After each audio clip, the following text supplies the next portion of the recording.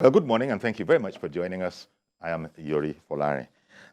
Today, we'll go across to Abia State and look at the state of affairs there. You know, they have a great work to do. In fact, it's almost as if they have something of a slogan about fixing, fixing Abia. The big task of fixing Abia State is our subject of conversation this morning. And we have Ferdinand Ekeoma. Mr. Ekeoma is a special advisor to the Abia State Governor on media and publicity. Good morning to you, Ferdinand. Good morning, sir. Thank you for having me on the show. Our pleasure. Thank you very much. Yes, as I said, there's an emphasis on fixing, rebooting, or whatever you can say about a sort of a rebirth of your beloved Abia State. Tell me, what is the situation? Because not many people will actually know that the situation is such that Abia requires fixing. Thank you once again. Unfortunately, too many people are aware of the situation beyond our state, beyond the shores of Abia.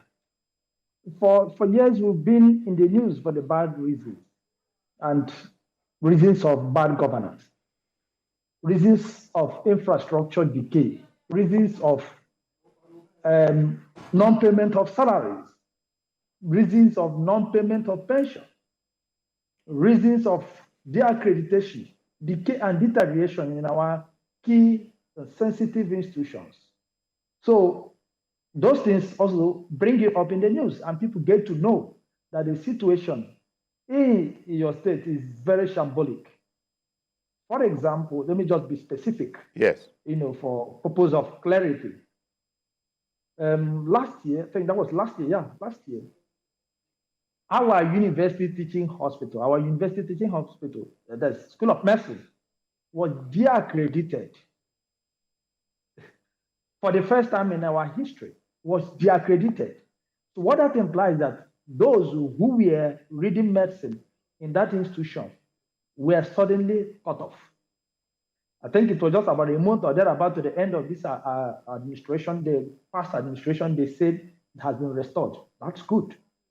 But you must agree with me that whatever precipitated such action must have been something very, very serious. Over the years, staff of AFSUTs were not being paid salaries. I mean, doctors. You know what that means? Over the years, we experienced serious infrastructural decay, serious deterioration in the system. So for the authorities to have been bold enough to take such a decisive decision, then you would know that something horrendous must have happened. And as we speak, that is one of the areas, key areas that the government is trying to correct the mess that has happened there over the years. And as you would expect, we are facing serious resistance from those who have profited, those who have benefited, those who have become rich overnight through plundering, through misgovernance, through extortion and exploitation and destruction of our system. So that is just one of them. That is one of the areas we want to rebuild. That is one of the places we want to restore its pride and dignity. Again, look at Abia State Polytechnic, Aba. It also lost accreditation for the first time in our history. Why? Because lecturers were being owed up to 35 months salary arrears. The population of that school got badly depleted because it became unbearable for many families, and they had to take their children out of the school. Those were some of the things, these are some of the things we want to correct. Because they politicize everything, trivialize issues in areas that should be completely avoided.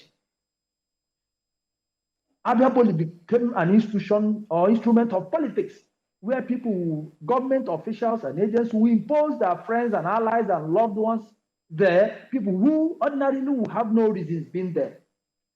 They will use the institution to borrow money, take loans, and turn around to accuse the management they've had there of incompetence.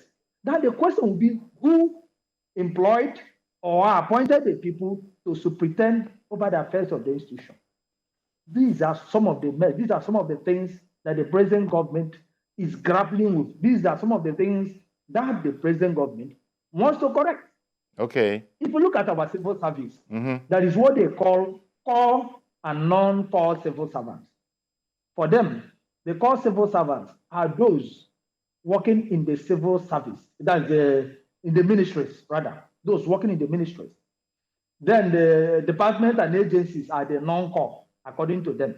For example, if you are the staff of Abia Poly, ABSUT, maybe Abia Transport, Abia State Passengers, and all the rest of them, Manifest Scheme and all the rest of them, you are non-core civil servants. So they will pick some people in the civil service and pay and say those are called civil servants. Meanwhile, the institutions, for example, Abia Poly, ABSU, Abia State College of Education and Technical Outreach, and the rest of them, ABSU are all government institutions. The people working there were employed by government. What constitutes an institution? What constitutes a state? It's the institutions that constitute a state.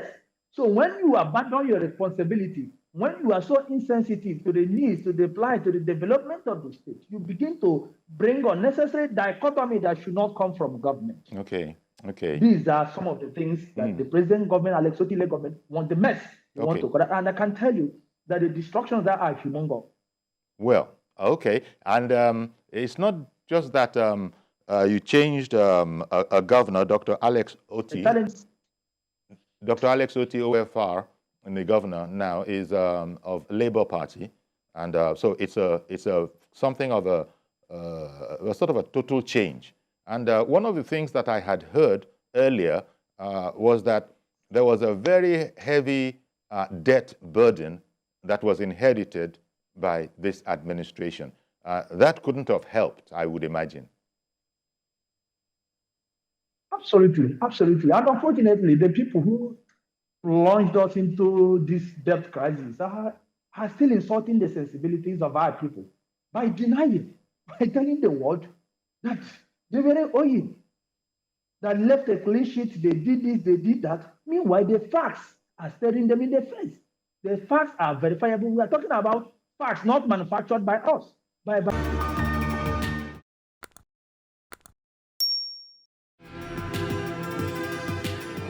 The issue of debt is one of the challenges we are facing at the moment. But like Dr. Alex Oti promised during the campaigns, he has the capacity to do it. And the process has started.